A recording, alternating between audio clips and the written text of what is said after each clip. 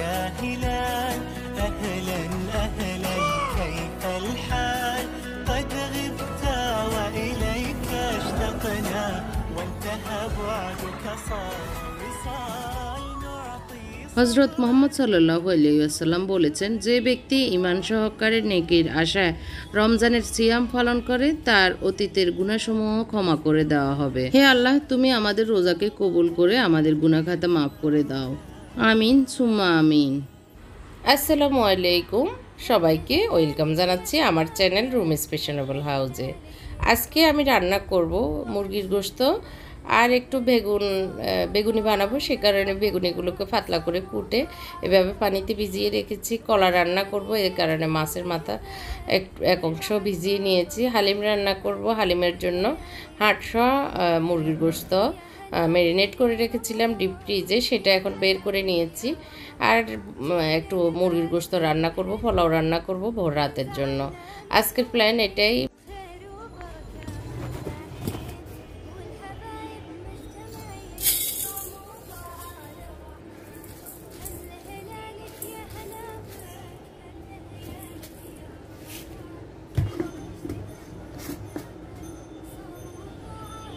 তো মাপ দিয়ে নিয়ে আমি 2 কাপের মতো নিয়েছি আর টাটকা গরম পানি দিয়ে এখন ভিজিয়ে রাখছি।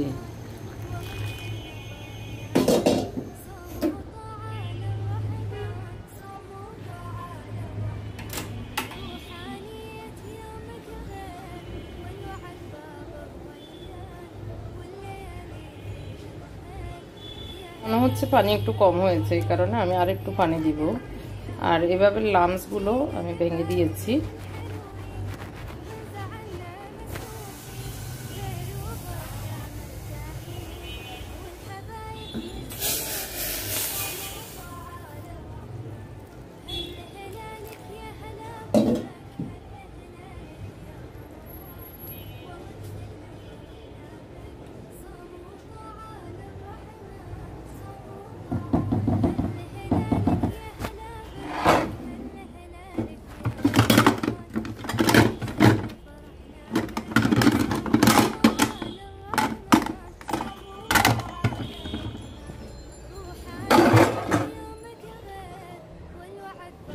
এই সিলিকনের ঢাকনাগুলি অনেক ভালো, আমি ইউজ করছি, আমার কাছে অনেক ভালো লাগতেছে।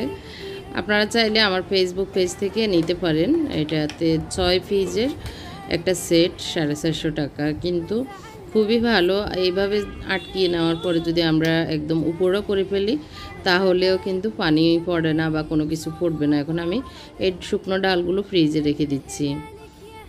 আর অনেকেই আসলে রিকোয়েস্ট করতেছেন আমার রান্নাঘর ট্যুরটা দেওয়ার জন্য। তো আগামী দিন হয়তো ইনশাল্লাহ চেষ্টা করছি রান্নাঘর ট্যুরটি দিয়ে দিব। আপনারা অবশ্যই দেখবেন, আপনাদের কাছে একটুখানি হলেও হয়তো ভালো লাগবে। আমার মানে গরিবি হাওলাতের রান্নাঘর, মানে বাড়া বাসার রান্নাঘর কেমন করে আমি একটু সাজিয়ে নিয়েছি। তো কিছুদিন আগে তো মিরপুরের রান্নাঘর ট্যুর দেখেছেন, এখন এই বাসার রান্নাঘর ট্যুরটাও দেখে নেবেন। আশা করি হয়তো আপনাদের কোনো কিছু হলেও একটা বিষয় হলেও আপনাদের কাজে এসে যেতে পারে। হালিম বসিয়ে দিব, কারণ সময় থাকতে না বসালে অনেক টাইম লাগে, এই কারণে আগে আজকে বসিয়ে দিয়েছি। তো পেঁয়াজ ভাজতে দিয়ে আমি মুরগির গোশতগুলো ধুয়ে নিচ্ছি। তো পেঁয়াজগুলো একটু বেরেস্তার মতো করে ভেজে নিব, ব্রাউন কালার করে আর কি। আর হালিম হতে টাইম লাগে, এই কারণে আমি সময় মতোই বসিয়ে দিচ্ছি। এখন 3টা বাজে, এখনও তো অনেক টাইম আছে, তো আশা করি হয়ে যাবে। আর বড় পাতিলে নিয়েছি, কারণ হালিমের ডাল বেশি ভিজিয়ে ফেলেছি। তো যাই হোক, যা হয়েছে এখন তো রান্না করেই ফেলতে হবে। তো আমি ম্যারিনেট করা গোশতগুলোর ভিতরে একটু পেঁয়াজও দিয়ে দিয়েছি, আর ওই দিক দিয়ে মুরগির গোশতগুলো বসিয়ে দিয়েছি, মানে রান্না করে ফেলতেছি। একের পর এক আমি রান্না করে ফেলবো, তাহলে লাস্টের দিকে একটু সময় পাবো, এই কারণে।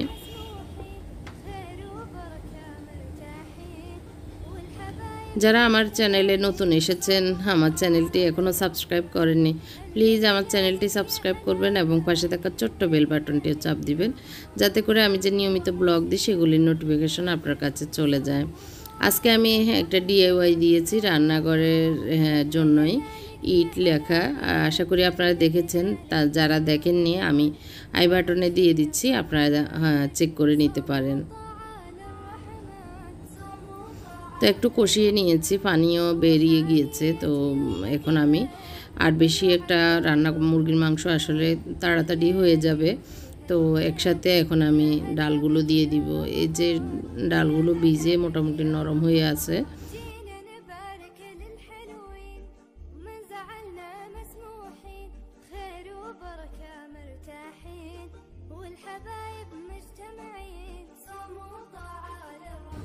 তো বড় পাতিলে বসিয়েছি, মানে একটু চড়ানো, তাহলে মানে ভালোভাবে হবে। আর এর চেয়ে বড় সিলভারের পাতিলে দিতে পারতাম, তারপর ভাবলাম যে এটাতে দিই।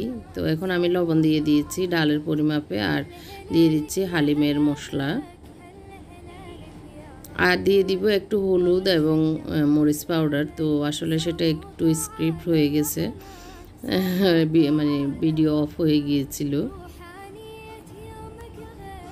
তো একটু তেলও দিয়ে দিচ্ছি, তেল পরে বাগার দিব, তারপরে একটু দিয়ে দিচ্ছি ডালটা, যেন ডালের ভিতরে ভালোভাবে তেল মশলাগুলি ঢুকে আর কি।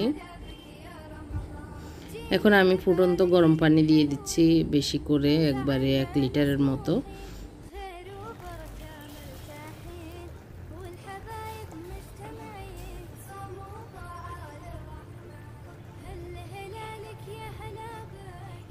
আর হালিম রান্না করাটা অনেক মানে কঠিন একটা কাজ মনে করি, কারণ এটাতে সময় দিতে হয় প্রচুর পরিমাণে, নাড়াচাড়া করতে হয় সারাক্ষণ, মানে নাড়তে হাতে ব্যথা হয়ে যায়। তো একদিকে অনেক টাইমও লাগে, আবার অন্যদিকে নাড়তে হয়। তো এই জন্য আমি বেশি একটা রান্না করি না হালিম। তারপরে ভাবলাম যে ওরা, আমার ছেলেরা একটু খেতে চেয়েছিল, রান্না করি। তো বেশি করে রান্না করছি যেন 2 দিন খাওয়া যায়, কালকেও খাবে, তো আজকে যতটুকু খাবে। তো এদিক দিয়ে আমি মুরগির মাংসগুলো একটু ধনিয়া পাতা দিয়ে নামিয়ে নিয়েছি। এখন একটু সবজি রান্না করব, সেই কারণে সবজিটা বসিয়ে দিচ্ছি মূলা এবং কলা দিয়ে। একটু আদা, রসুন, পেঁয়াজ, লবণ, হলুদ, মরিচ সবগুলো পরিমাণ মতো দিয়ে ভালো করে ভেজে আমি একটু মাছের যে মাথাটা, এটা একটু ভেজে নিব, কষিয়ে নিব আর কি।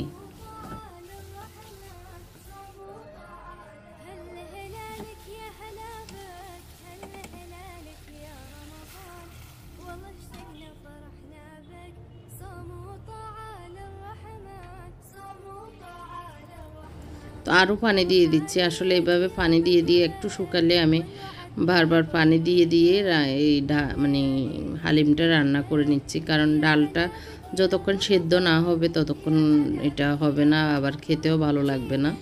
তো যার কারণে অনেক টাইম লাগতেছে, সব কিছুই হয়ে যাবে, তারপরে মনে হচ্ছে ডাল হবে না, এরকম আর কি। চুলায় এগুলো হতে হতে আমি এখন বেসনটা রেডি করে নিচ্ছি বেগুনির জন্য।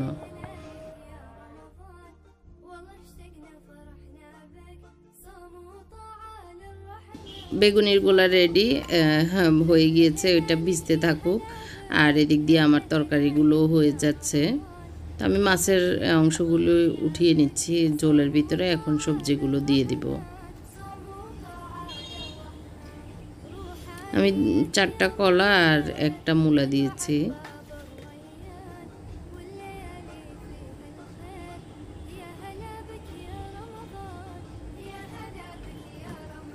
ভালো করে নেড়ে চেড়ে ঢাকনা দিয়ে দিব কষানোর জন্য।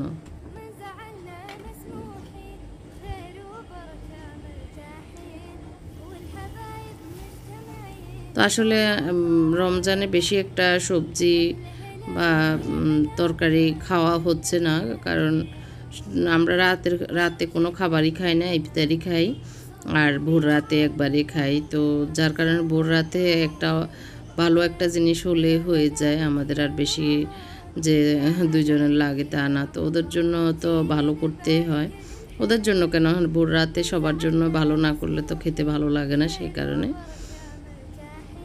তো একটু পোলাও রান্না করব আর মুরগির গোশত।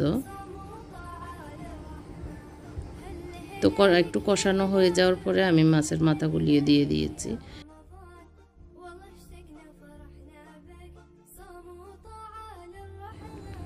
সবজির কালার এবং দেখতে অনেক টেস্ট হয়েছে মনে হচ্ছে। ধনিয়া পাতা দিয়ে চুলাটা বন্ধ করে দিয়েছি। আর এদিক দিয়ে আমার মুত্তাকি সাহেব উনি শরবত করে নিচ্ছে, মানে করে ফ্রিজে রেখে দিবে এর জন্য। তো ওরা আসলে এক একদিন এক একজন করে, বা যেদিন যার মন চায় আর কি করে, তো ওদের দায়িত্বে শরবত করা। তো আজকে মুত্তাকি করছে, ট্যাং করে নিচ্ছে আর লেবুর শরবত করে নেবে। আর এক বোন প্রশ্ন করেছেন এই জগটার দাম কত, তো এটা আমি মেবি 250 টাকা দিয়ে নিয়েছি। আর হচ্ছে অনেক বোনেরাই আসলে প্রশ্ন করেছেন আমার রান্নাঘরের কয়েকটা জিনিস আমার পেজে আছে কিনা। তো আসলে কিছু কিছু আছে, কিছু কিছু নেই। তো অনেকে স্ক্রিনশট নিয়ে আমার ফেসবুক পেজে প্রশ্ন করছেন। তো আসলে যেগুলি আছে অবশ্যই আমার পেজে দেখতে পাবেন, আর যেগুলি নেই সেগুলি আসলে আমি দিতে পারবো না। আর কাছের 2টা সার্ভিং বল, মানে হ্যান্ডেল সিস্টেম আর কি, সেগুলো প্রশ্ন করেছেন আমার পেজে আছে কিনা। তো ওগুলো আসলে আমার পেজে নেই। আমি এগুলি নিউ মার্কেট থেকে নিয়েছিলাম অনেক আগে, তো মিরপুরের বাসা চেঞ্জের আগে। তো আসলে ইউজ করা হয়নি, এখন রমজানে ইউজ করা শুরু করেছি বিসমিল্লাহ পড়ে। তো এর ভিতরে ওনারা নামাজ পড়ে এসেছে রান্নাঘরে, আর আমাকে নামাজ পড়তে সুযোগ করে দিয়েছে। কারণ হালিম রেখে আমি সহ একসাথে নামাজ পড়তে যাইনি, কারণ হালিম না হয় লেগে যাবে। এদিক দিয়ে ফ্রুট সালাদ করে নিচ্ছে, করার জন্য কুটে নিচ্ছে মুবাশির। আর ওর আব্বু পেঁয়াজু এবং বেগুনিগুলি সবগুলো আমি রেডি করে রেখেছি, শুধু উনি মেখে এখন তেলে দিয়ে দিচ্ছে। তো আমি নামাজটা পড়ে এসে আমি করব বাকিটা। এখন জাস্ট আমাকে হেল্প করা, সোয়াব অর্জন করা সব মিলিয়ে আর কি কাজ করে দিচ্ছে। তো আলহামদুলিল্লাহ, আল্লাহ শুকর যে সবাই মিলে, অনেকের তো ছেলে মেয়ে নেই, অনেকের আছে, অনেকের থাকলেও করে না। তো আলহামদুলিল্লাহ আমার যে 3 ছেলে আল্লাহ পাক দিয়েছেন, ওরা যে আমাকে হেল্প করে এটাই আমার জন্য অনেক বেশি। তো আল্লাহর শুকরিয়া আদায় করি সব সময়। তো আমার নামাজ পড়া শেষ, এখন আমি চলে এসেছি। এখন ওনাকে বলতেছে আপনি চলে যান, আমি করি।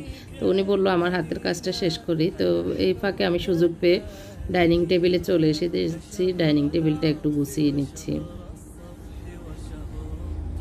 তো ডাইনিং টেবিলটা আসলে মাঝখানে তো থাকে, যার কারণে টুকিটাকে অনেক কিছু ডাইনিং টেবিলের উপরও উঠে যায়। তো এখন ডাইনিং টেবিলের উপরে যে একটা টুল দিয়েছি, সেটা আমি ডাইনিং টেবিলের জন্যই বানিয়ে নিয়েছি। তো সেটা সামনে ইনশাল্লাহ দিয়ে মানে আরেকটু সুন্দর করব, তো সেটা পরে দেখাবো। এখন আজকে একটু সকালে উঠিয়ে এটাকে টাইল দিয়েছিলাম আর কি। তো আসলে কাঠের কাজ করতে গেলে অনেক কিছু, অনেক টুকরা টাকরা অনেক বেঁচে যায়, সেগুলি দিয়ে আমি অনেক কিছু করে নিই, অনেক সময় নিজেই করে নিই নিজের মতো করে। তো যাই হোক, অনেক কিছু টুকিটাকি করে নিয়েছি। তো টেবিলটা একটু গুছিয়ে নিচ্ছি। আর এই যে এগুলি হচ্ছে পাটের টেবিল ম্যাট, আর মাঝখানে একটা এটা রাগি, তো আমি মাঝখানে টেবিলের মাঝখানে দিয়েছি। তো সবাই মিলেই কাজ করছি, আর সবাই মিলে কাজ করলে কষ্টও কম আর সময়ও বেঁচে যায়, সবাই মানে তাড়াতাড়ি হয়েও যায়। হালিমের ভিতরে হয়ে গিয়েছে, একদম সফট নরম হয়েছে। প্রায় 2 ঘন্টার মতো লেগেছে, আমি চিন্তা করে দেখেছি। সেই 3টায় বসিয়েছি, এখন প্রায় 5টা, 5:30টাও বেজে যায়। 2-2.5 ঘন্টার মতোই আমি ভালো করে কষিয়ে রান্না করছি, কারণ ডালটা যত কষিয়ে বা যত রান্না হয় ততই ভালো লাগে। তো এখন বাগার দিব, সে কারণে আমি একটু পেঁয়াজ হলুদ মরিচ একটু দিয়ে বাগারটা দিয়ে দিচ্ছি। তো এগুলো ভালো করে নেড়ে চেড়ে নিব, নিয়ে আমি আমার সিরামিক্সের 2টা পাতিল ওগুলোতে ঢেলে নিব। তো একটু উপরের গার্নিশের জন্য আদা কুচি করে নিচ্ছি।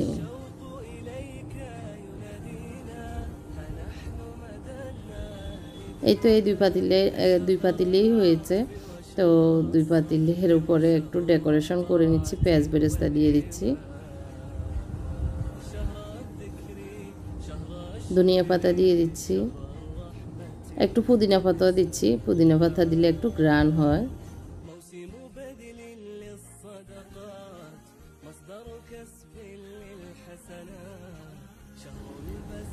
তো এই তো ধনিয়া পাতা, পুদিনা পাতা সব কিছু দিয়ে এখন আমি টেবিলে নিয়ে যাব। আর টেবিলে এখন মোটামুটি সব কিছুই দেওয়া হয়েছে।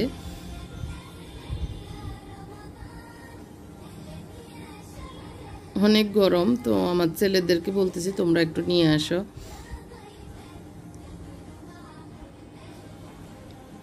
তো মোল্লা সাহেব তো বসে আছেন, ইফতার রেডি একটু এখনও সময় আছে, প্রায় 15-20 মিনিটের মতো, না আর একটু কম হবে এরকম আর কি।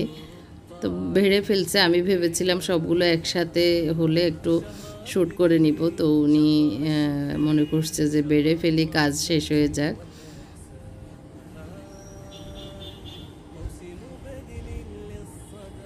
এই তো যা যা বাঙালির ইফতার যা যা করা হয় সেটাই। তো এক ইন্ডিয়ান বোন বলেছেন ওনাদের নাকি এরকম ইফতার হয় না, মানে ওনাদের হচ্ছে ফ্রুট বেশি খাওয়া হয় আর হচ্ছে ঘুগনি খাওয়া হয় আর কি। তো আসলে আমরা বাঙালি, আমাদের এগুলি না হলে মনে হয় যে ইফতারই হয় না। বুট পেঁয়াজু থাকতে হয়, আমার ছেলেরা বুট পেঁয়াজু খুব পছন্দ করে, ওরা বুয়ো, তো সেই কারণে আসলে ওটা সব সময় রাখি। তো হালিমটা দেখতে তো অনেক জোস মনে হচ্ছে, ওরা তো খুব এক্সাইটেড খাওয়ার জন্য। আপনাদের কাছে কেমন লেগেছে কমেন্ট করে জানাবেন। হালিম রান্না আর কি কীভাবে করা যায় আমাকে কমেন্ট করে জানাবেন। আর আমি এখানে আসলে আরও একটু মানে হালিমের মশলা দিয়েছি, আর হচ্ছে আর একটু লবণ দিয়েছি, একটু ঝালও দিয়েছি মানে লাস্টের দিকে। তো তারপরে আসলে নিয়ে এসেছি আর কি রান্না করে। এখন লাস্ট টাইম সবাই শরবত ঢেলে নিচ্ছে, আর একটু 1-2 মিনিট পরেই আজান দিয়ে দিবে। তো এদিক দিয়ে আমি একটু সালাডটাও করে নিচ্ছি, একটু চিলি ফ্লেক্স, অলিভ অয়েল দিয়ে আর একটু চাট মশলা, লবণ দিয়ে। তো এখানে আজকে হলো আপেল, আঙ্গুর, শসা, পুদিনা পাতা, ধনিয়া পাতা, এটাই ছিল, পেঁয়াজ দিইনি। তো এই তো ইফতার মুখে দেওয়া হয়েছে বিসমিল্লাহ পড়ে, আল্লাহর নাম নিয়ে।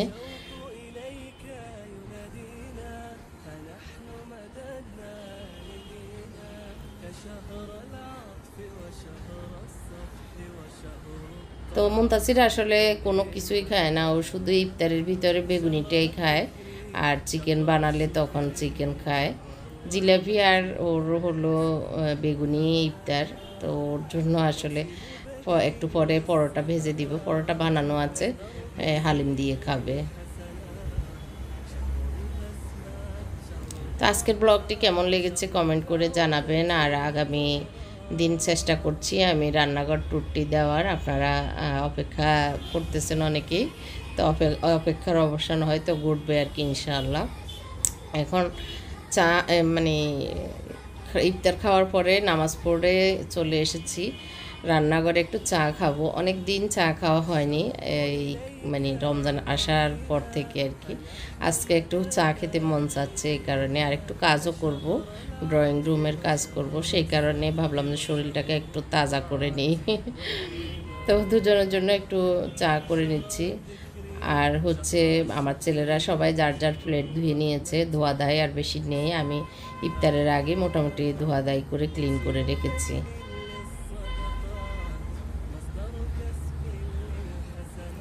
তো লিকারটা একটু ঘন করে নিয়েছি, কারণ মানে যাতে মানে শরীরটা একটু তাজা থাকে আর কি।